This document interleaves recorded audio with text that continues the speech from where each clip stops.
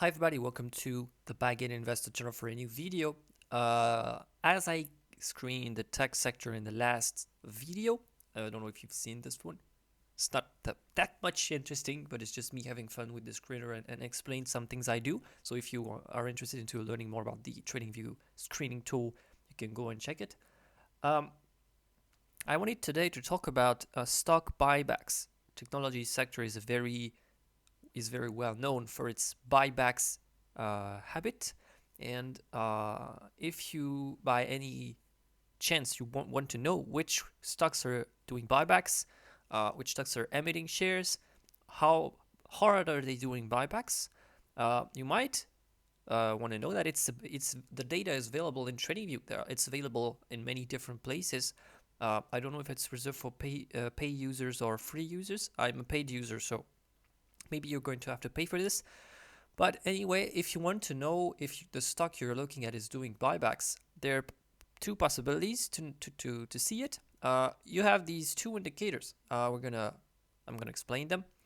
The first one you see there is the float shares outstanding of the Salesforce company. What does that mean? It's the number of shares that are into the market, that are traded publicly into the market. And you can see this number is increasing, which means more and more shares are being emitted. We're going to go into another company that you know really well, which is Apple.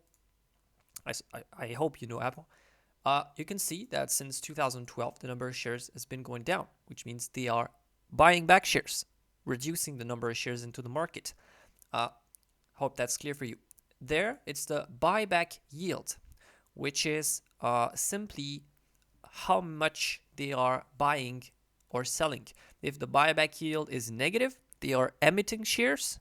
If the buyback yield is positive, they are taking back shares on the market. And you can see that there, 7.5% means they took back 7.5% of the company's value out of the market, if I'm correct. And that's really just, you would see that as an oscillator, means if it's above zero, I'm going to try to make a line and zero. If it's above zero, it means they are doing buyback. If it's below zero, it means they are simply emitting shares. So if you want to know, and if you want to find these two indicators, you just go into the, I'm going to remove them. Boom, boom. You go to the indicator pane right there. Click on it.